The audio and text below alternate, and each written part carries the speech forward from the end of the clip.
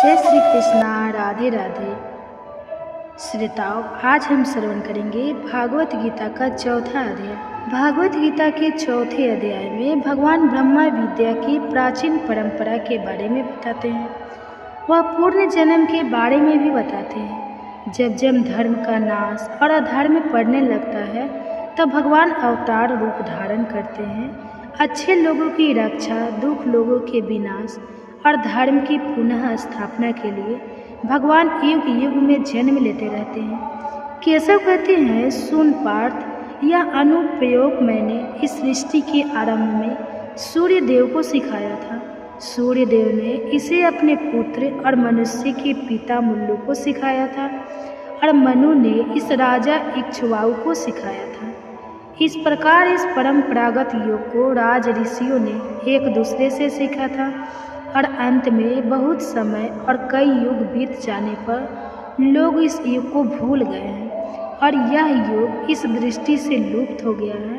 वही प्राचीन युग जो सबसे गहरा उस रहस्य है, वही तुझे मैंने आज बताया है, क्योंकि तू मेरा भक्त भी है और सखा भी है और तू इस दिव्य में कुछ समझ सकता है। यह सुनकर अर्जुन दुविधा में पड़ जाते हैं और केशव से कहते हैं, लेकिन केशव, सूर्य देव का जन्म तो आपसे बहुत ही पहले हुआ था और आपका जन्म सूर्य देव के जन्म से बहुत शुभ हुआ था। तो फिर मैं ये कैसे समझाऊं कि वास्तव में आप नहीं सूर्य देव को सिखाया था। श्री भगवान अर्जुन को समझाते हैं, सुन पार्थ, तेरे और मेरे इससे पहले भी बहुत से जन्म हो चुके हैं। मैं उन सब धर्मों को जानता हूँ, लेकिन तू नहीं जानता था, जबकि मैं अनजान हूँ और मेरी आत्मा भी अनीश्वर है, जबकि वह सभी प्राणियों का ईश्वर हूँ। फिर भी मैं अपनी ताकत का मास्टर लेकर अपनी ही योग माया द्वारा अस्तित्व में आता रहता हूँ। जब जब धर्म का पतन होता है और अधर्म में पड़ जाता है, जब जब पाप पड़ जाता है, तब मैं अवतार रूप धारण करता हूँ। अच्छे लोगों की रक्षा, बूढ़े लोगों के विनाश और धर्म की स्थापना के लिए युग युग में जन्म लेता रहता हूँ। जो व्यक्ति मेरे त्रियुग जन्मों और कर्मों को सच्चे प्रकार से जान लेता है, वह शरीर छोड़ने के बाद कभी भी जुर्म नहीं लेता, बल्कि वह मेरे पास चला आता है। इच्छा, आप, भय और क्रोध से छूटकर मुझ में पूरी तरह लिप्त होकर मेरी शरण में आकर ज्ञान की तपस्या से पवित्र हुए। ऐसे बहुत से लोगों ने मेरी स्थिति पाली है। जो कुछ भी मैं हूँ वह भी वही बन गए। लोग जिस प्रकार मेरे पास आते हैं, मैं उन्हें उसी प्रकार अपनाता हूँ। सभी मनुष्य मेरे ही मार्ग पर चलते हैं। जो लोग अपने कर्मों का फल इसी जीवन काल में पृथ्वी पर चाहते हैं, वह देवताओं की उपासना करते हैं, क्योंकि मनुष्य के संसार में कर्मों द्वारा उत्पन्न होने वाले फल बहुत ही जल्दी मिल जाते हैं। मैं ना ही कोई कर्म करता हूँ और ना ही मुझ में कोई परिवर्तन होता, क्योंकि मैं अकृता और अविनाशी हूँ। कर्म मुझे दूषित नहीं करते, कर्म मुझसे लिप्त नहीं होते और ना ही किसी भी कर्म के फल के प्रति मेरी कोई इच्छा है। जो कोई भी मुझे इस रूप में जान लेते हैं, वह कर्म करता हुआ भी उस कर्म के बंधन में नहीं बंधता। प्राचीन काल में मोक्ष चाहने वाले लोगों ने भी ऐसा ही किया था। यह सब जानते हैं, निष्काम कर्म किया था। इसलिए जैसे प्राचीन काल में लोगों ने निष्काम कर्म किया था, उन्हीं की तरह तू भी वैसा ही कर्म किया। विक्रम क्या है, अक्रम क्या है, क्या करना उचित है, क्या करना अनुचित है, कर्म का त्याग किया है। इस हमने तो बड़े बड़े ज्ञानियों को भी भ्रम में डाल दिया है। वह भी इसे ठीक तरह से समझ नहीं पाए। लेकिन मैं तुझे बताऊंगा कि कर्म क्या है। इसे जानकर तू सब दोषों से मुक्त हो जाएगा। अपना नियत कर्म शास्त्रों में बताया गया कर्म यही उचित कर्म है, यही करने योग्य कर्म है। मनुष्य को इन सब को अच्छी तरह से समझ लेना चाहिए। वर्जित कर्म क्या है, क्या करना अनुचित है, उसे यह भी अच्छी तरह से समझ लेना चाहिए। साथ ही अक्रम और कर्म का त्याग किया है, यह भी अच्छी तरह से समझ लेना चाहिए। कर्म की गति को, कर्म की गहराइयों को और कर्म की बारीकियों को समझना भी बहुत कठिन है, क्योंकि कर्म की प्राकृतिक गुण है। जो मनुष्य कर्म में अकर्म और अकर्म में कर्म पहचान लेता है वही योगी, वही हंसी है, और वह अपने सारे कर्म करता हुआ भी कर्म के बंधन में नहीं बंधता, और वह दिव्य स्थिति में ही रहता है। जिस मनुष्य के सभी कर्म उस कर्म के फल की इच्छा के संकल्प से मुक्त हो गए हैं, जिसके सभी कर्म ज्ञान की आग में भस्म हो गए हैं, इस मनुष्य को ज्ञानी लोग पंडित कहते हैं। कर्म के फल के प्रति सभी इच्छाओं को त्याग कर सदा तृप्त रहता हुआ, बिना किसी भी कर्म के फल पर निर्भर हुए, वह भला ही सदा कर्म में लगा रहे, फिर भी वह कुछ नहीं कर रहा होता। कोई भी कर्म फल की इच्छा न रखते हुए, अपने चित्रों और आत्मा के वश में रखते हुए, सभी प्रकार की संपदाओं, सभी प्रकार के भोगों, साधनाओं को पूरी तरह से त्याग कर जो केवल शरीर निर्वाह के लिए कर्म करता है, उसे कोई भी दोष नहीं लगता। जो मनुष्य संयोगवश प्राप्त वस्तु से बिना उस वस्तु के कामना किए उसे प्राप्त करने के कोई प्रयास बिना जो भी प्राप्त हो जाए उसमें संतुष्ट रहता है, जो सुख दुख आदि की सभी सुविधाओं से पहुंच चुका है, जो इशारा से मुक्त असफलता और विफलता दोनों में समान रहता है, भोग कर्म करता हुआ भी कर्म के बंधन में नहीं बंधता,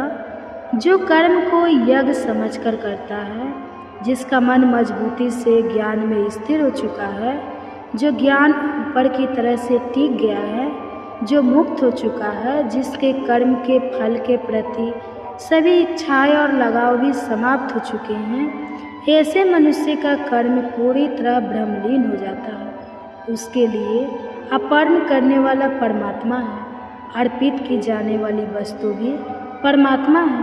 परमात्मा द्वारा वहाँ पर महत्वपूर्ण की आग में अर्पित की जाती है।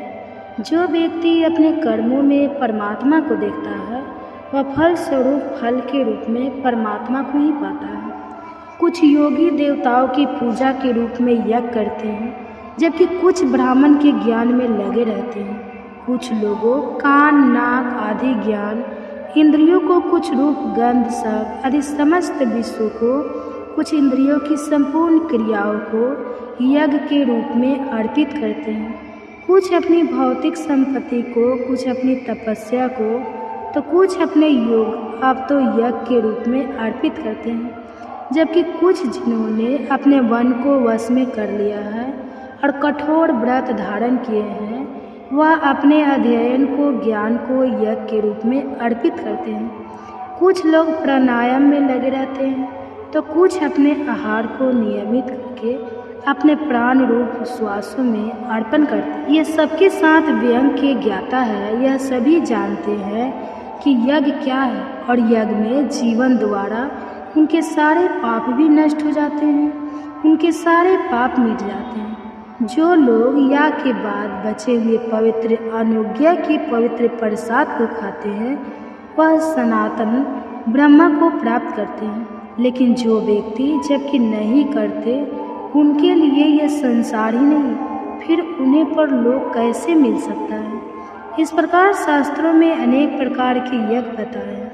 वह सभी ब्रह्मा तक पहुँचने के साधन हैं, और यह जान लेने के बाद तू मुक्त हो जाएगा, क्योंकि बहुत अधिक पदार्थ बंधन में डालने वाले होते हैं और ज्ञान मुक्ति दिलाने वाला होता है। व्यक्ति भौतिक पदार्थों द्वारा या पिछले वाले व्यक्तियों की तुलना में ज्ञान यज्ञ कई गुना अच्छे होते हैं, क्योंकि अंत में सभी कर्म ज्ञान में ही जाकर समाप्त होते हैं। जिससे मनुष्य को मुक्ति मिलती है, उस ज्ञान को तू उन गुरुजनों से सीख जिन्होंने सत्य को समझा है।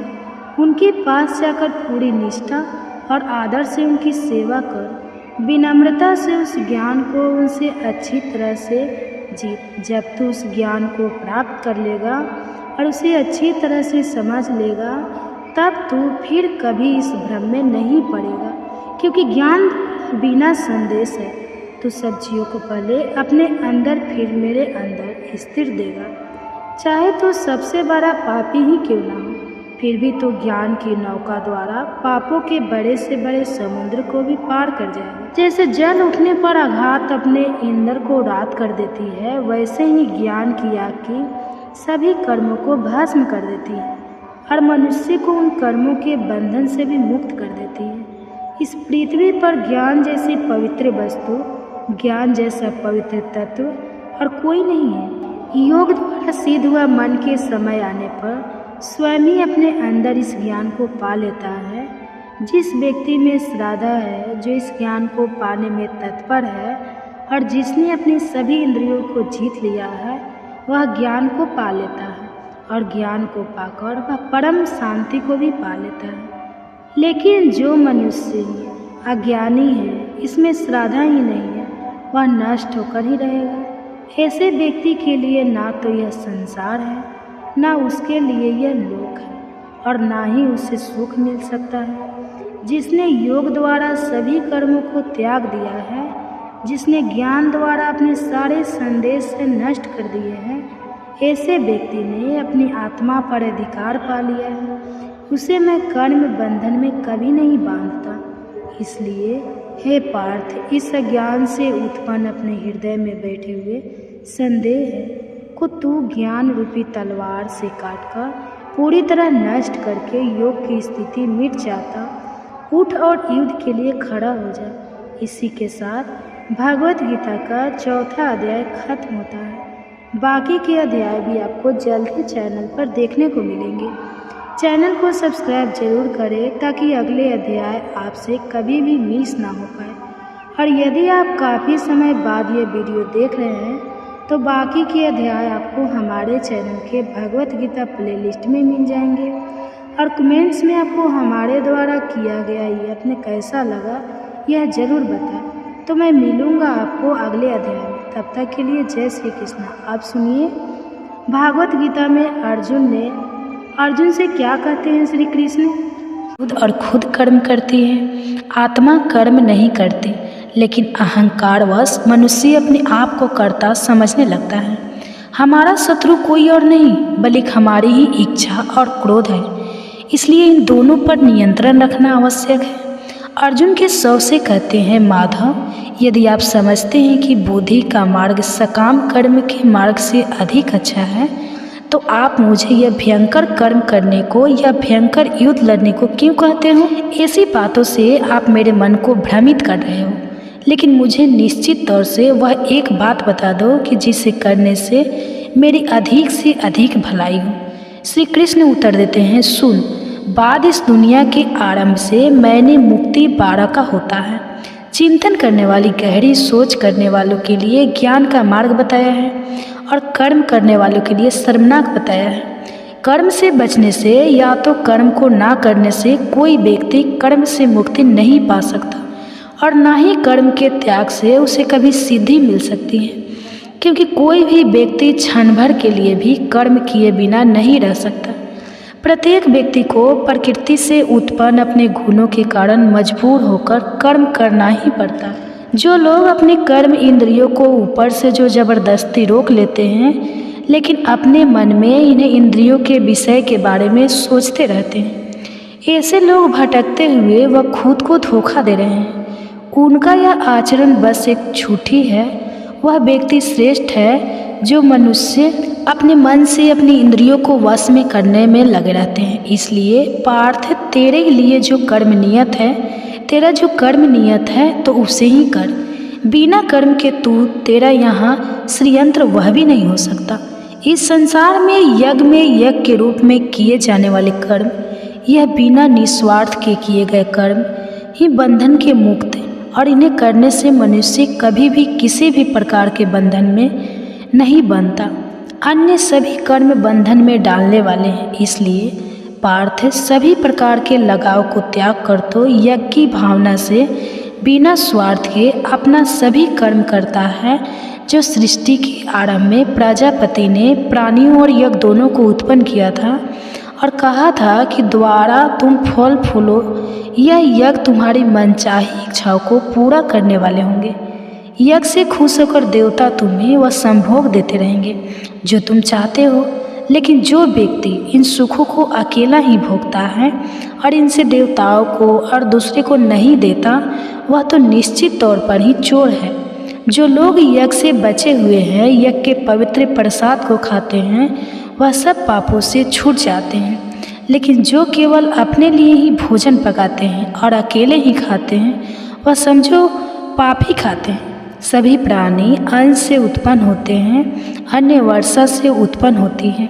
वर्षा योग उसे और यज्ञ कर्म से उत्पन्न होता है। कर्मों का फल मूल ब्रह्म है और ब्रह्मा का जन्म परमात्मा से होता है। इसलिए उत्सव अपने ब्रह्मचर्य में स्थित रहते हैं। इस संसार में जो व्यक्ति चलाने में सहायता नहीं देता, वह तो दुष्ट स्वभाव वाले व्यक्ति होते हैं। लेकिन जो मनुष्य आत्मा में ही आनंद लेते हैं, जो आत्मा में ही संतुष्ट रहते हैं और जो आसमान में वितरित है, इसके लिए कोई भी ऐसा कार्य नहीं है जो करना जरूरी हो। इस संसार में ऐसे व्यक्ति के लिए कोई भी चीज़ ऐसी कुछ भी नहीं रहती जो इसके द्वारा किए गए कर्मों से प्राप्त होनी हो या फिर उन कर्मों द्वारा प्राप्त होना हो। तो हो ना हो, जो उसने यह नहीं हो, वह किसी भी प्राणी पर अपने स्वार्थ के लिए निर्भर नहीं रहता। इसलिए बात तो हमेशा बिना लगा निस्वार्थ भाव से कर्म करता है और कर्म करते जाओ, क्योंकि बिना लगा बिना स्वार्थ करता हुआ मनुष्य ही भगवान को प्राप्त होता है। क्योंकि लगाव नहीं करना चाहिए मनुष्य को। अज्ञानी भी ऐसा ही निस्वार्थ कार्य करे, परम गति तक पहुँचते हैं। तो मैं भी उन्हीं की तरह निस्वार्थ कर्म करते रहना चाहिए। और वैसे भी जन कल्याण और संसार की व्यवस्था बनाए रखने के उद्देश्य से भी तुझे कर्म करना चाहिए कि लोग जैसा आचरण करते हैं, आम लोग भी वैसा ही करने लगते हैं। वह जैसे आदर्श पेश करते हैं, जनसाधारण उसी का अनुसरण करते हैं। अब तो मुझे ही देख, बाद 3 लोकों में ऐसा कोई कर्म नहीं है जो करना जरूरी हो, और न ही ऐसी कोई वस्तु है जो मुझे प्राप्त ना हो या मुझे प्राप्त करनी हो। फिर भी मैं कर्म करने में लगा ही रहता हूँ, क्योंकि यदि मैं निस्वार्थ सावधान होकर कर्म गुरु और कर्म करना छोड़ दूँ, तो जो कि लोग मेरे ही मार्ग पर चलते हैं, तो वह लोग भी कम कर्म करना छोड़ देंगे। और जब लोग कर्म करना छोड़ देंगे तो संसार में अराजकता फैल जाएगी। यह संसार ही नष्ट हो जाएगा और मैं खुद ही समस्त प्रजा के विनाश का कारण बन जाऊंगा। ऐसा कभी ना हो, इसलिए मैं हमेशा ही कर्म करने में लगा रहता हूँ। होनी को चाहिए कि वह सत्ता आम कर्म में लिप्त अज्ञानी व्यक्ति के मन को विचलित ना करे। योग की भावना से कर्म करने वाले को चाहिए कि वह दूसरों को भी वैसा ही निष्काम कर्म के मार्ग पर लगाए। समझ ले कि हमारे सभी कर्म प्रकृति के गुणों द्वारा ही किए जा रहे हैं, परंतु जिस मनुष्य का मन अहंकार से भरा हुआ है, वह उस अहंकार के वश में होने के कारण खुद को कर्ता समझने लगता है। स्वयं वही, लेकिन कर्ता जो प्राकृतिक है, परंतु जो व्यक्ति प्रकृति के गुणों और उन गुणों के कार्य क्षेत्र के भूत के सत्य को समझ लेता है, और साथ में जो यह भी समझ लेता है कि प्रकृति के गुण ही अपने अपने कार्य क्षेत्र में कम करते रहते हैं, तो कर्म गुण इंद्रियों के विषय में भी कर्म करते रहते हैं, तब यह जाना आसक्ति नहीं होती। लेकिन जो व्यक्ति अपने प्राकृतिक गुणों की इन क्रियाओं से भ्रमित हो जाते हैं, वही इन क्रियाओं में आसक्त हो जाते हैं और उनमें ही उन्नत जाते हैं, उन्हें बंध जाते हैं और बुरी तरह से उलझ जाते हैं। सच्चे और पूर्ण ज्ञान को जानने वाले व्यक्ति को उन्हें मूढ़ और अज्ञानी व्यक्ति के मन को विचलित नहीं करना चाहिए, जिनका ज्ञान अधूरा है और जो केवल थोड़ा सा ही जानते हैं। इसलिए हे पार्थ, अपने सभी कर्मों को पूरी तरह अपहरण करके अपनी चेतना को आत्मा में स्थिर करके अपनी सभी इच्छाओं को, अपने सभी अहंकार को भी मिटा दे और अपने इस मानसिक बुखार, इस संकोच को छोड़कर तो युद्ध कर। जो लोग पूरी श्रद्धा से मेरे उपदेश का पालन करते हैं, वह कर्मों के सभी बंधनों से छूट जाते हैं। कि जो लोग ईर्ष्या के कारण मेरे इस उपदेश का तिरस्कार करते हैं, जो उसने गलतियां निकालते हैं और इसका पालन नहीं करते, वह लोग वास्तव में संपूर्ण ज्ञान के प्रति मूर्ख होते हैं और वह नष्ट होकर ही रहेंगे। यानी समेत सभी प्राणी अपनी अपनी प्रकृति, अपने अपने स्वभाव के अनुसार ही आचरण करते हैं। इससे कोई भी बच नहीं सकता। प्रकृति को रोकना, इसको ज़बरदस्ती बदलने की कोशिश करने से कोई फायदा ही नहीं हो सकता। ऐसा करना व्यर्थ है। अधूरी तरह से या दोषपूर्ण तरीके से पालन किया गया अपना प्राकृतिक, अपना स्वाभाविक धर्म पूरी तरह से पालन किए जाने वाले प्राणी धर्म के दूसरे के स्वभाव वाले धर्म से अधिक अच्छा है। अपने धर्म का पालन करते हुए मृत्यु भी हो जाए तो वह भी पढ़ाई धर्म में जीवित रहने से कई गुना ज़्यादा अच्छा है, क्योंकि दूसरे के स्वभाव अनुसार चलने से बहुत ही खतरे होते हैं और वह बहुत ही वह देने वाले होते हैं। यह सब सुनकर अर्जुन केशव से पूछते हैं, लेकिन केशव वो क्या है जिसे मनुष्य ना चाहते हुए भी पाप करता है, जैसे उससे कोई ज़बरदस्ती पाप करवा रहा हो। श्री भगवान उत्तर देते हैं, भोग है, इच्छा और क्रोध, यह दोनों ही पाप से भरे हुए हैं और सब कुछ ही खा जाने वाले हैं, सब कुछ निगल जाने वाले हैं। इस संसार में तुम इनको को अपना दुश्मन और शत्रु समझो, जैसे आगे से लगी रहती है, जैसे दर्पण दूर छिटक जाते हैं, वैसे ही मनुष्य का विवेक और ज्ञान इस इच्छा से घिरा हुआ है। मनुष्य की चेतना और इसका ज्ञान दोनों ही उस नित्य शत्रु, कभी न तृप्त होने वाली अग्नि के सामने इच्छा से ढके रहते हैं, जिसके कारण वह हमेशा ही और संतुष्टि रहते हैं। इंद्रिया, मन और बुद्धि इस इच्छा के रहने के स्थान है। इसमें रहकर वही इच्छा मनुष्य के ज्ञान को ढूंढती है और उसे मोहित कर सके मार्ग से भटका देती है। इसलिए हे पार्थ, दुश्मनों से ही इन इंद्रियों को अपने वश में रख और ज्ञान और विवेक से इस पापी विनाशक को दृढ़ता से मार डाल सकते हैं। इंद्रिय शरीर से बड़ी है, मन इंद्रियों से भी बड़ा है, बुद्धि मन से भी बड़ी है और बुद्धि से भी बलवान और बड़ी है आत्मा। और इस प्रकार जब बुद्धि से बड़ी और बलवान है तो उस आत्मा को जानकर तू अपने मन को इसमें करके तो इस आत्मा को उस परमात्मा में स्थिर करके इस इच्छा रूपी, इस काम रूपी शत्रु को मार डाल। जिस शत्रु तक पहुंचना भी तुम बहुत अधिक कठिन है, उसी के साथ भगवत गीता का 3रा अध्याय खत्म होता है। बाकी के अध्याय भी आपको जल्दी चैनल पर देखने को मिलेंगे। इसके लिए चैनल को सब्सक्राइब जरूर करें, अगले अध्याय आप कभी भी मिस ना कर पाए। और यदि आप काफ़ी समय बाद इस वीडियो को देख रहे हैं तो बाकी के अध्याय आपको हमारे चैनल की भगवत गीता प्लेलिस्ट में मिल जाएंगे। और कमेंट्स में आपको हमारे द्वारा किया गया यह बात कैसा लगा यह ज़रूर बताएं, तो मैं मिलूँगी आपको अगले अध्याय में। तो आप सुनिए अर्जुन को युद्ध के लिए कैसे प्रोत्साहित करते हैं श्री कृष्ण। अध्याय में श्री कृष्ण अर्जुन को कर्म का महत्व समझाते हैं और कर्म के परिणाम और कर्मों के फलों के प्रति कोई भी लगाव या इच्छा ना रहने के बारे में बताते हैं। वह कहते हैं कि आत्मा में ही संतुष्ट रहो। प्रकृति खुद और खुद कर्म करती है, आत्मा कर्म नहीं करती, लेकिन अहंकारवश मनुष्य अपने आप को कर्ता समझने लगता है। हमारा शत्रु कोई और नहीं बल्कि हमारी ही इच्छा और क्रोध है, इसलिए इन दोनों पर नियंत्रण रखना आवश्यक है। अर्जुन के शव से कहते हैं, माधव, यदि आप समझते हैं कि बुद्धि का मार्ग सकाम कर्म के मार्ग से अधिक अच्छा है, तो आप मुझे यह भयंकर कर्म करने को या भयंकर युद्ध लड़ने को क्यों कहते हो? ऐसी बातों से आप मेरे मन को भ्रमित कर रहे हो। लेकिन मुझे निश्चित तौर से वह एक बात बता दो कि जिसे करने से मेरी अधिक से अधिक भलाई हो। श्री कृष्ण उत्तर देते हैं, सुन, बाद इस दुनिया के आरंभ से मैंने मुक्ति 12 का होता है। चिंतन करने वाली, गहरी सोच करने वालों के लिए ज्ञान का मार्ग बताया है और कर्म करने वालों के लिए शर्मनाक बताया है। कर्म से बचने से या तो कर्म को ना करने से कोई व्यक्ति कर्म से मुक्ति नहीं पा सकता और ना ही कर्म के त्याग से उसे कभी सिद्धि मिल सकती है, क्योंकि कोई भी व्यक्ति क्षण भर के लिए भी कर्म किए बिना नहीं रह सकता। प्रत्येक व्यक्ति को प्रकृति से उत्पन्न अपने गुणों के कारण मजबूर होकर कर्म करना ही पड़ता है।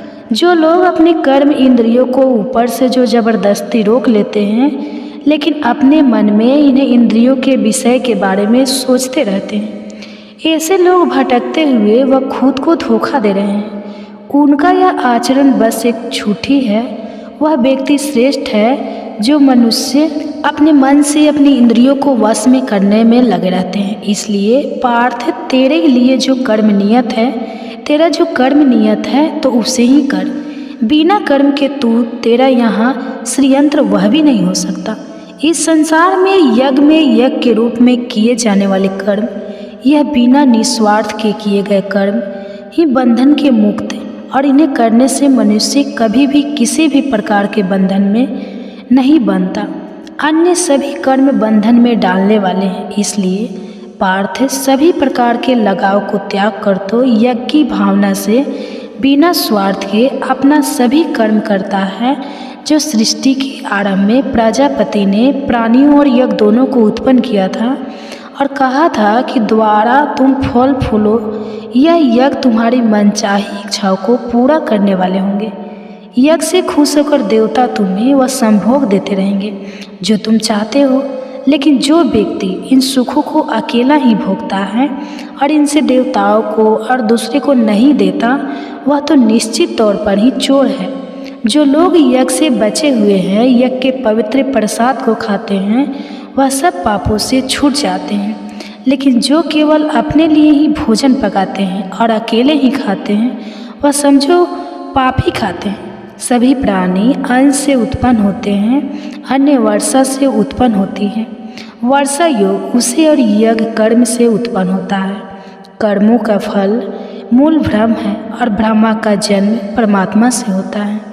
इसलिए उत्सव अपने ब्रह्मचर्य में स्थित रहते हैं। इस संसार में जो व्यक्ति चलाने में सहायता नहीं देता, वह तो दुष्ट स्वभाव वाले व्यक्ति होते हैं। लेकिन जो मनुष्य आत्मा में ही आनंद लेते हैं, जो आत्मा में ही संतुष्ट रहते हैं और जो आसमान में वितरित है, इसके लिए कोई भी ऐसा कार्य नहीं है जो करना जरूरी हो। इस संसार में ऐसे व्यक्ति के लिए कोई भी चीज़ ऐसी कुछ भी नहीं रहती जो इसके द्वारा किए गए कर्मों से प्राप्त होनी हो या फिर उन कर्मों द्वारा प्राप्त होना हो। तो हो ना हो, जो उसने यह नहीं हो, वह किसी भी प्राणी पर अपने स्वार्थ के लिए निर्भर नहीं रहता। इसलिए बात तो हमेशा बिना लगा निस्वार्थ भाव से कर्म करता है और कर्म करते जाओ, क्योंकि बिना लगा बिना स्वार्थ करता हुआ मनुष्य ही भगवान को प्राप्त होता है। क्योंकि लगाव नहीं करना चाहिए मनुष्य को। अज्ञानी भी ऐसा ही निस्वार्थ कार्य करें, परम गति तक पहुँचते हैं। तो मैं भी उन्हीं की तरह निस्वार्थ कर्म करते रहना चाहिए। और वैसे भी जन कल्याण और संसार की व्यवस्था बनाए रखने के उद्देश्य से भी तुझे कर्म करना चाहिए कि लोग जैसा आचरण करते हैं, आम लोग भी वैसा ही करने लगते हैं। वह जैसे आदर्श पेश करते हैं, जनसाधारण उसी का अनुसरण करते हैं। अब तो मुझे ही देख, बाद 3 लोकों में ऐसा कोई कर्म नहीं है जो करना जरूरी हो, और न ही ऐसी कोई वस्तु है जो मुझे प्राप्त ना हो या मुझे प्राप्त करनी हो। फिर भी मैं कर्म करने में लगा ही रहता हूँ, क्योंकि यदि मैं निस्वार्थ सावधान होकर कर्म गुरु और कर्म करना छोड़ दूँ, तो जो कि लोग मेरे ही मार्ग पर चलते हैं, तो वह लोग भी कम कर्म करना छोड़ देंगे। और जब लोग कर्म करना छोड़ देंगे तो संसार में अराजकता फैल जाएगी। यह संसार ही नष्ट हो जाएगा और मैं खुद ही समस्त प्रजा के विनाश का कारण बन जाऊँगा। ऐसा कभी ना हो, इसलिए मैं हमेशा ही कर्म करने में लगा रहता हूँ।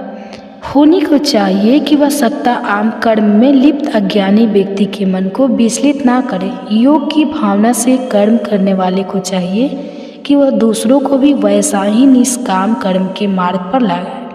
समझ ले कि हमारे सभी कर्म प्रकृति के गुणों द्वारा ही किए जा रहे हैं, परंतु जिस मनुष्य का मन अहंकार से भरा हुआ है, वह उस अहंकार के वश में होने के कारण खुद को कर्ता समझने लगता है। स्वयं वही, लेकिन कर्ता जो प्राकृतिक है, परंतु जो व्यक्ति प्रकृति के गुणों और उन गुणों के कार्य क्षेत्र के भूत के सत्य को समझ लेता है, और साथ में जो यह भी समझ लेता है कि प्रकृति के गुण ही अपने अपने कार्य क्षेत्र में कम करते रहते हैं, तो कर्म गुण इंद्रियों के विषय में भी कर्म करते रहते हैं, तब यह जाना आसक्ति नहीं होती। लेकिन जो व्यक्ति अपने प्राकृतिक गुणों की इन क्रियाओं से भ्रमित हो जाते हैं, वही इन क्रियाओं में आसक्त हो जाते हैं और उनमें ही उन्नत चाहते हैं। उन्हें बंध जाते हैं और बुरी तरह से उलझ जाते हैं। सच्चे और पूर्ण ज्ञान को जानने वाले व्यक्ति को उन्हें मूढ़ और अज्ञानी व्यक्ति के मन को विचलित नहीं करना चाहिए, जिनका ज्ञान अधूरा है और जो केवल थोड़ा सा ही जानते हैं। इसलिए हे पार्थ, अपने सभी कर्मों को पूरी तरह अपहरण करके अपनी चेतना को आत्मा में स्थिर करके अपनी सभी इच्छाओं को, अपने सभी अहंकार को भी मिटा दे और अपने इस मानसिक बुखार, इस संकोच को छोड़कर तो युद्ध कर। जो लोग पूरी श्रद्धा से मेरे उपदेश का पालन करते हैं वह कर्मों के सभी बंधनों से छूट जाते हैं। कि जो लोग ईर्ष्या के कारण मेरे इस उपदेश का तिरस्कार करते हैं, जो उसने गलतियां निकालते हैं और इसका पालन नहीं करते, वह लोग वास्तव में संपूर्ण ज्ञान के प्रति मूर्ख होते हैं और वह नष्ट होकर ही रहेंगे। यानी समेत सभी प्राणी अपनी अपनी प्रकृति, अपने अपने स्वभाव के अनुसार ही आचरण करते हैं। इससे कोई भी बच नहीं सकता। प्रकृति को रोकना, इसको ज़बरदस्ती बदलने की कोशिश करने से कोई फायदा ही नहीं हो सकता। ऐसा करना व्यर्थ है। अधूरी तरह से यह दोषपूर्ण तरीके से पालन किया गया अपना प्राकृतिक, अपना स्वाभाविक धर्म पूरी तरह से पालन किए जाने वाले प्राणी धर्म के दूसरे के स्वभाव वाले धर्म से अधिक अच्छा है। अपने धर्म का पालन करते हुए मृत्यु भी हो जाए तो वह भी पढ़ाई धर्म में जीवित रहने से कई गुना ज़्यादा अच्छा है, क्योंकि दूसरे के स्वभाव अनुसार चलने से बहुत ही खतरे होते हैं और वह बहुत ही वह देने वाले होते हैं। यह सब सुनकर अर्जुन केशव से पूछते हैं, लेकिन केशव वो क्या है जिसे मनुष्य ना चाहते हुए भी पाप करता है, जैसे उससे कोई ज़बरदस्ती पाप करवा रहा हो। श्री भगवान उत्तर देते हैं, भोग है, इच्छा और क्रोध, यह दोनों ही पाप से भरे हुए हैं और सब कुछ ही खा जाने वाले हैं, सब कुछ निगल जाने वाले हैं। इस संसार में तुम इनको को अपना दुश्मन और शत्रु समझो। जैसे आगे से लगी रहती है, जैसे दर्पण दूर छिटक जाते हैं, वैसे ही मनुष्य का विवेक और ज्ञान इस इच्छा से घिरा हुआ है। मनुष्य की चेतना और इसका ज्ञान दोनों ही उस नित्य शत्रु, कभी न तृप्त होने वाली अग्नि के सामने इच्छा से ढके रहते हैं, जिसके कारण वह हमेशा ही और संतुष्टि रहते हैं। इंद्रिया, मन और बुद्धि इस इच्छा के रहने के स्थान है। इसमें रहकर वही इच्छा मनुष्य के ज्ञान को ढूंढती है और उसे मोहित कर सके मार्ग से भटका देती है। इसलिए हे पार्थ, दुश्मनों से ही इन इंद्रियों को अपने वश में रख और ज्ञान और विवेक से इस पापी विनाशक को दृढ़ता से मार डाल सकते हैं। इंद्रिय शरीर से बड़ी है, मन इंद्रियों से भी बड़ा है, बुद्धि मन से भी बड़ी है और बुद्धि से भी बलवान और बड़ी है आत्मा। और इस प्रकार जब बुद्धि से बड़ी और बलवान है तो उस आत्मा को जानकर तू अपने मन को इसमें करके तो इस आत्मा को उस परमात्मा में स्थिर करके इस इच्छा रूपी, इस काम रूपी शत्रु को मार डाल। जिस शत्रु तक पहुंचना भी तुम बहुत अधिक कठिन है, उसी के साथ भागवत गीता का 3रा अध्याय खत्म होता है। बाकी के अध्याय भी आपको जल्दी चैनल पर देखने को मिलेंगे। इसके लिए चैनल को सब्सक्राइब जरूर करें, अगली अध्याय आप कभी भी मिस ना कर पाए। और यदि आप काफ़ी समय बाद इस वीडियो को देख रहे हैं तो बाकी के अध्याय आपको हमारे चैनल की भागवत गीता प्लेलिस्ट में मिल जाएंगे। और कमेंट्स में आपको हमारे द्वारा किया गया यह बात कैसा लगा यह जरूर बताएं, तो मैं मिलूंगी आपको अगले अध्याय में। तो आप सुनिए अर्जुन को युद्ध के लिए कैसे प्रोत्साहित करते हैं श्री कृष्ण। इनकार करता है। वास्तव में इसके बाद ही अर्थात दूसरे अध्याय के 13वें श्लोक सहित भगवान का असली उद्देश्य आरंभ होता है। भगवान अर्जुन को आत्मा की अमृता के बारे में बताते हैं। भगवान शरीर का भूत भी अर्जुन को बताते हैं। आत्मा जो अनश्वर है उसके लिए हमें शौक नहीं करना चाहिए। शरीर जो नश्वर है उसके लिए भी हमें जो कदापि ही नहीं करना चाहिए। केशव अर्जुन में कर्तव्य भावना जगाने का प्रयास करते हैं, योग के बारे में बताते हैं और समझाते हैं कि परिणाम की इच्छा या परिणाम की चिंता किए बिना ही हमें अपने कर्तव्य करते रहना चाहिए। भगवान स्थिर बुद्धि वाले व्यक्ति की विशेषता का भी वर्णन करते हैं। अर्जुन दुखी मन से अपने रथ बैठा है, उसकी आंखों में आंसू है, वह करुणा और संकट से ग्रस्त है। तब उसे किसमिस कहते हैं पाठ, या तुम्हें क्या हुआ है? इस गंभीर संकट और परीक्षा की स्थिति में यह अज्ञानता और संकोच कहाँ से आए हैं? यह अज्ञान और संकोच तुम जैसे श्रेष्ठ मनोबल को वीर योद्धा के लिए बिल्कुल भी उचित नहीं है। ऐसा आचरण ना तुम्हें स्वर्ग देगा, ना ही व्यक्ति बल्कि पृथ्वी पर तुम्हारे जीवन को कलंकित कर देगा और यश की जगह तुम्हें उपसेयस देखा। इस प्रकार के दुर्बलता और कायरता तुम्हारे जैसे योद्धाओं पर बिल्कुल भी शोभा नहीं देती। इस मन की तुच्छ दुर्बलता को त्याग दो और उठो, युद्ध के लिए खड़े हो जाओ। अर्जुन के मन में संकोच फिर भी बना रहता है और वह यह सबसे कहते हैं, ये केशव, भीष्म और द्रोणा दोनों ही मेरे लिए पूजनीय हैं। इन दोनों पर मैं कैसे वार कर पाऊंगा? यह दोनों पर मैं कैसे बाण चला पाऊंगा? इन दोनों पूर्ण ऊपर मैं बात चलाऊं। इससे अच्छा होगा कि मैं संसार में भिक्षा मांगकर, जो भले ही वह अपने फायदे का ही सोच रहे हैं, लेकिन वह मेरे गुरु हैं, और अपने गुरुजनों पर मजबूत कैसे करूं और उन्हें मारकर मैं इस सांसारिक सुख को कैसे भोग पाऊंगा, जो कि उन्हीं के रक्त से लाल होंगे। और हम तो यह भी नहीं जानते कि हमारी भलाई किस में है, हमारी जीत में या उनकी जीत में। धृतराष्ट्र के जिन पुत्रों को मारने के बाद हम शायद जीना भी न चाहें, वह हमारे सामने युद्ध के लिए तैयार खड़े हैं। भावुकता और संकोच ने मेरे वीर स्वभाव को दुर्बल बना दिया है और मुझे पूरी तरह से जकड़ रखा है। मेरा कर्तव्य क्या है? मुझे क्या करना चाहिए? मैं समझ नहीं पा रहा हूँ। इसलिए मैं तुमसे विनती करता हूँ, मुझे सही निश्चित तौर से बताओ। मेरी भलाई इसमें है। मैं तुम्हारा शिष्य हूँ, तुम्हारी शरण में आया हूँ। मुझे अपनी शरण में लो, उच्च शिक्षा दो। चाहे मैं धन दौलत से भरी इस पृथ्वी का राजा केवल ना बन जाऊँ, जहाँ ना ही मेरा कोई शत्रु हो और ना ही मेरा कोई बराबरी का हो। चाहे मैं स्वर्ग के देवताओं का भी राजा योग न बन जाऊँ, तो भी मुझे कुछ ऐसा दिखाई नहीं देगा जो मेरी इंद्रिय और मेरे मन को दुखी पहुंचाने वाले, कमज़ोर करने वाले इस श्लोक को कर सके। यह कहते हुए अर्जुन ने संदेशक से कहा कि मैं युद्ध नहीं करूंगा। तब दोनों सेनाओं के बीच उस हताश निराश से भरी हुई अर्जुन से केशव हंसते हुए कहते हैं, बात तो उनके लिए शोक कर रहा है, उनके लिए तुम्हें कदापि शोक नहीं करना चाहिए। और साथ ही तो ज्ञान की भी बात करता है, लेकिन जिन्हें सच्चा ज्ञान है वह किसी के लिए भी शोक नहीं करते, ना तो उनके लिए जो जीवित है और जो उनके लिए मर चुका है। कोई भी उस समय नहीं था जब तू नहीं था, और या मैं नहीं था, या यह सब राजा नहीं थे। नहीं आगे कोई ऐसा समय आएगा जब हम सब नहीं रहेंगे, जब आत्मा एक शरीर में बचपन, जवानी, बुढ़ापे के दौर से गुजरती है। वैसे ही शरीर के मरने के बाद आत्मा तक दूसरा शरीर धारण कर लेना भी उसी दौर का ही एक हिस्सा है।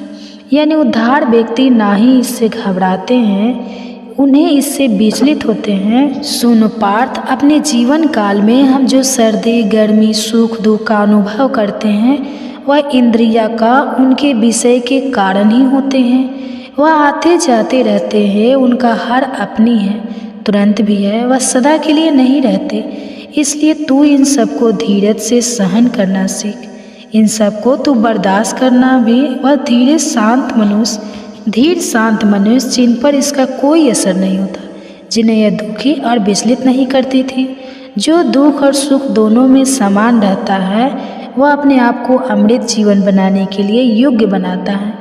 सत्य के ज्ञान को जानने वाले ने यह समझ लिया है, इस तत्व है जो कि सनातन और अमर है, जो कि कभी नष्ट ही नहीं हो सकता, और असत्य वह है जिसे नष्ट होना ही है। यह भी रह नहीं सकता जिस आत्मा से यह सारा विश्व, यह सारी सृष्टि में व्याप्त है, उस आत्मा का अंश कभी संभव ही नहीं है और ना ही हो सकता है। इस अविनाशी आत्मा का विनाश कोई नहीं कर सकता। कहते हैं कि शरीरधारी आत्मा का निवास स्थान शरीर नश्वान है और इस सब का अंत होता ही है।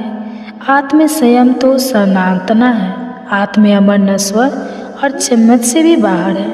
समझ से भी परे हैं। इसलिए युद्ध जो यह सोचता है वह मरता है, और जो यह नहीं सोचता वह महाराज जाने वाला है। वह दोनों ही सत्य को नहीं जानते, क्योंकि आत्मा ना तो किसी को मानती है और ना ही किसी से मारी जा सकती है। जान ले तो पार्थ, तो तुम किसी को मारोगे और ना ही तुमसे कोई मारा जाएगा। आत्मा का जन्म ही नहीं होता और ना ही आत्मा कभी मरती है। यह हमेशा थी और हमेशा ही रहेगी। अजन्मी, अमर, नाम बदलने वाली और प्राचीन शरीर के मरे जाने पर भी यह आत्मा नहीं मरती, नष्ट नहीं होते, इसका अंत नहीं होता। जो व्यक्ति यह जान लेता है कि आत्मा सनातन धर्म वर्जन में अनश्वर अपार असीम है, ऐसा व्यक्ति कैसे किसी को मार सकता है? वह मरवा सकता है। जैसे कई व्यक्ति अपने फटे पुराने कपड़े उतारकर नए कपड़े पहन लेते हैं, वैसे ही यह शरीर धारण करने वाली आत्मा अपना पुराना शरीर छोड़कर एक नया शरीर धारण कर लेती है। कोई भी शस्त्र आत्मा को भेज नहीं सकता, आग इसे जला नहीं सकती, जल इसे कीड़ा नहीं करा सकता और वायु इसे सुखा नहीं सकती। आत्मा अमर है, सबके अंदर मौजूद है और यह स्थिर, अचल और सनातन की आत्मा व्यक्त है। यह दिखाई नहीं देती, इसका ना किसी शब्द और ना ही किसी अन्य साधनों द्वारा वर्णन किया जा सकता है। आत्मा न बदलने वाली है और यह इंद्रियों की शक्तियों और कल्पना से भी परे है। इसलिए आत्मा को ऐसा जानते हुए, इसे समझते हुए मुझे अशोक नहीं करना चाहिए और अपने कर्तव्य और अपने क्षत्रिय धर्म को देखते हुए ना ही तुम घबराना चाहिए और ना ही तुझे विचलित होना चाहिए। योग्य क्षत्रिय के लिए धर्म युद्ध लड़ने से बड़ा कर्तव्य कोई नहीं है। वह क्षत्रिय भाग्यवान है जैसे यह अवसर मिलता है।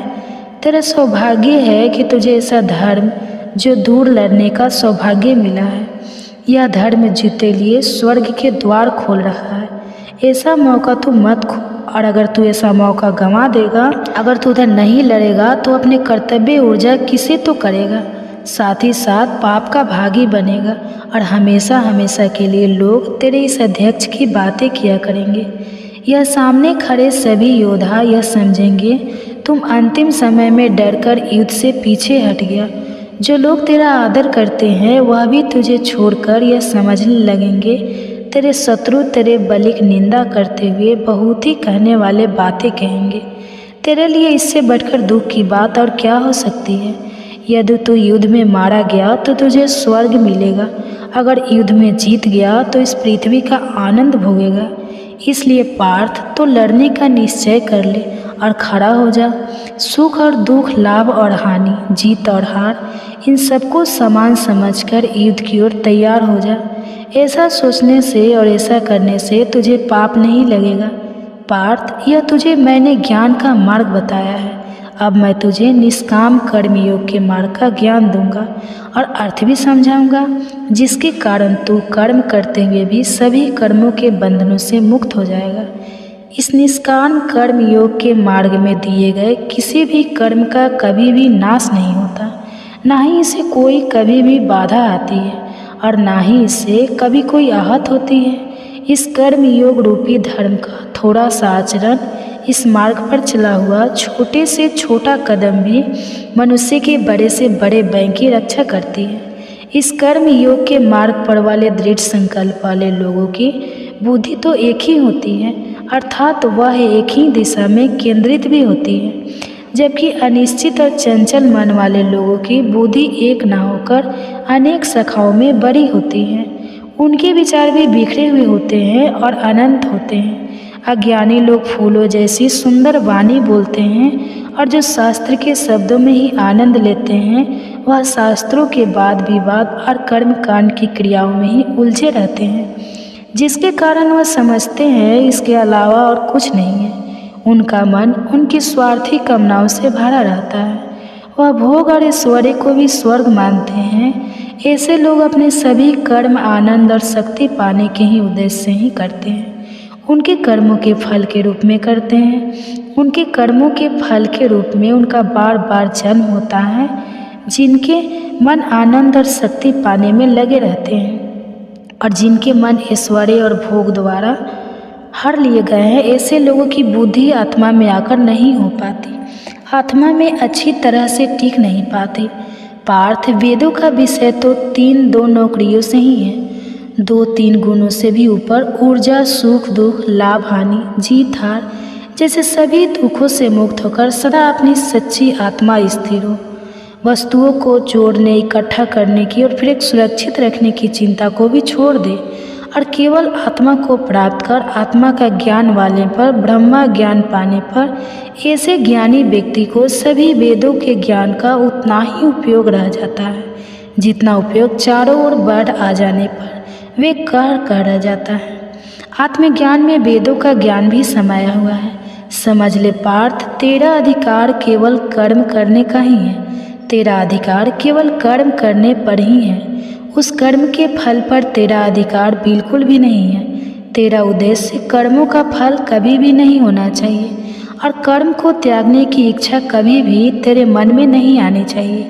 इसलिए पार्थ, तो सभी प्रकार के लाभ लपेट को त्याग कर अपने मन को सफलता और विफलता इन दोनों में समान रखते हुए इस योग में स्थिर होकर अपना कर्म करता जा।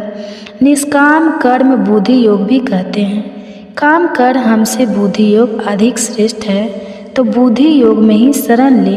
जो लोग अपने कर्मों के फल की इच्छा रखते हैं वह लोग तो दे नहीं होते हैं, वह निचले दर्जे के लोग होते हैं। जिस व्यक्ति ने अपनी बुद्धि को ब्रह्म से जोड़ दिया है वह अच्छे और बुरे दोनों प्रकार के कर्मों से मुक्त हो जाते हैं। इसलिए तो योग में जुट जाए तो सभी कर्मों को कुशलता से करने का ही नाम है। जिन लोगों ने अपनी बुद्धि को ब्रह्म से जोड़ दिया है उन्होंने अपनी बुद्धि को ब्रह्म से मिलाकर एक कर लिया है, और जिन्होंने कर्मों से मिलने वाले सभी फलों भी त्याग दिया है वह लोग जन्म के बंधन से छूटकर उस परम पद को पा लेते हैं जहाँ उनके सभी कष्टों का अंत हो जाता है। तब तेरी बुद्धि मोह के घने जंगल, मोह के दलदलों को पार कर लेगी। तब तो सबके प्रति उदासीन हो जाएगा। तो कुछ तूने अभी सुना है और जो कुछ भी सुनने के लिए बाकी है, जब तेरी बुद्धि वेद शास्त्रों के शाब्दिक ज्ञान से ऊपर उठ जाएगी और आत्मा स्थिर हो जाएगी, आत्मा मिट जाएगी, तब योग प्राप्त हो जाएगा और तभी तुझे आत्मा का दर्शन भी हो जाएगा। केशव के वचन सुनने से अर्जुन की बेचैनी कम हुई और कुछ शांत हुआ, लेकिन उसके मन में अधिक जानने की जिज्ञासा उठी और उसे केशव से पूछा, हे केशव, जिस व्यक्ति की बुद्धि स्थिर हो गई है, जिसने परमात्मा को पा लिया है, वह व्यक्ति कैसा होता है? स्थिर बुद्धि वाले व्यक्ति का उठना, बैठना, रहना, सहना कैसा होता है? श्री कृष्ण उत्तर देते हैं, उन पार्थ, जब मनुष्य अपने मन में उठने वाली सभी कामनाओं को त्याग देता है और जब उसकी आत्मा अपने अंदर ही संतुष्ट रहने लगती है और जब वह अपने आप ही संतुष्ट रहने लगता है, तब बहुत ही बुद्धि वाला व्यक्ति माना जाता है। जिस व्यक्ति का मन दुख में वह चैन नहीं होता, ऐसा व्यक्ति श्रेष्ठ है और फिर भी अच्छा व्यक्ति वाला कहलाता है। शरीरधारी जी भले ही विभाग को त्याग दे, लेकिन इस विषय को भोगने की लालसा कहीं न कहीं उसके मन में बनी रहती है। भगवान के दर्शन होने से वह लालसा उनके मन से मिट जाती है। पार्थ, मनुष्य भले ही विवेकशील हो और पूर्णता और परम प्रगति पाने के लिए लगातार कोशिश करता रहे, फिर भी उसकी बलवान इंद्रियां उसके मन को विचलित कर ही देती हैं। इसलिए उन सभी इंद्रियों को वश में करके मेरे पलायन होकर हाथ जोड़कर मेरे ध्यान में स्थिर रहना चाहिए, क्योंकि जिस व्यक्ति की इंद्रियां उसके वश में है उसी की बुद्धि दृढ़ता पूर्वक स्थिर रहती है। जब कोई मनुष्य अपने मन में इंद्रियों के विषयों को ध्यान करने लगता है, जब वह उनके बारे में सोचने लगता है, तब उसके मन में उन विषयों में लगाव हो जाता है। लगाव से इच्छा उत्पन्न होती है, इच्छा से क्रोध उत्पन्न होता है और क्रोध मनुष्य को नष्ट कर देता है। लेकिन अनुशासित मन वाला मनुष्य जिसने अपनी इंद्रियों को अपने वश में किया हुआ है, वह लगाव उद्देश्य इन दोनों से मुक्त होकर इंद्रियों के विषय में विचलन करता है और उन्हें भोगता है। ऐसा मनुष्य आत्मा की पवित्रता और आत्मा की शुद्धता को प्राप्त कर लेता है। आशिष्ट व्यक्ति में स्थिर बुद्धि नहीं होती। आशित व्यक्ति बुद्धि को एकत्रित करने की शक्ति नहीं होती। जिसमें एकाग्रता नहीं है उसे शांति नहीं मिलती, और जो शांति नहीं है उसे सुख भी नहीं मिल सकता। ऐसे व्यक्ति को सुख मिलना असंभव है। जब मन भटकते इंद्रियों के पीछे भागता है तो वही इंद्रियां मनुष्य की समझ को वैसे ही हर लेती है जैसे जल में चलने वाली नौका को तेज हवाएं सही रास्ते से भटका कर साथ ले जाती हैं। लेकिन जब मनुष्य अपनी इंद्रियों को सभी ओर से अपनी ओर खींच लेता है तभी उसकी बुद्धि दृढ़ता से स्थिर हो जाती है। सभी प्राणियों के लिए जब रात होती है तब संयमित तो जाते रहते हैं, और जब सभी प्राणियों के लिए जागने का समय होता है तो वह इस प्राणी के लिए रात होती है। जैसे नदियों से पानी चारों ओर से सदा भरते रहने पर भी समुद्र हमेशा अचल और शांत रहते हैं, वैसे ही जिस मनुष्य की सभी कामनाएं उसके अंदर बिना उसे विपरीत किए और उसके बिना उसके कोई विकार उत्पन्न किए उसमें समाती रहे और वह समुद्र की तरह हमेशा ही स्थिर और शांत रहे, उसे सच्ची शांति मिलती है। और जो इच्छाओं के पीछे भागता रहता है उसे शांति कभी नहीं मिलती। शांति मनुष्य को तभी मिलती है जब वह सभी इच्छाओं को त्याग देता है, जब उसे किसी भी रिमाइंड लगाव नहीं रहता और जब उसे अहंकार की भावना भी नहीं रहती। पार्थ यह दिव्य है, ब्रह्मा को प्राप्त करने की स्थिति है। जो इसे एक बार प्राप्त कर लेता है वह फिर कभी मुंह में नहीं रहता। इस स्थिति में रहकर मनुष्य परमात्मा के परम आनंद को प्राप्त कर लेता है। इसी के साथ भगवत गीता का दूसरा अध्याय खत्म होता है। बाकी के अध्याय भी आपको जल्दी चैनल पर देखने को मिलेंगे। इसके लिए चैनल सब्सक्राइब जरूर करके रखें ताकि अगले अध्याय आपसे मिस ना हो। और यदि आप काफ़ी समय बाद इस वीडियो के देख रहे हैं तो बाकी के अध्याय आपको हमारे चैनल के भगवत गीता प्लेलिस्ट में मिल जाएंगे। और कमेंट्स में आपको हमारे द्वारा किया गया यह तन कैसा लगा यह ज़रूर बताएं। तो मिलूँगा आपको अगले अध्याय में, तब तक के लिए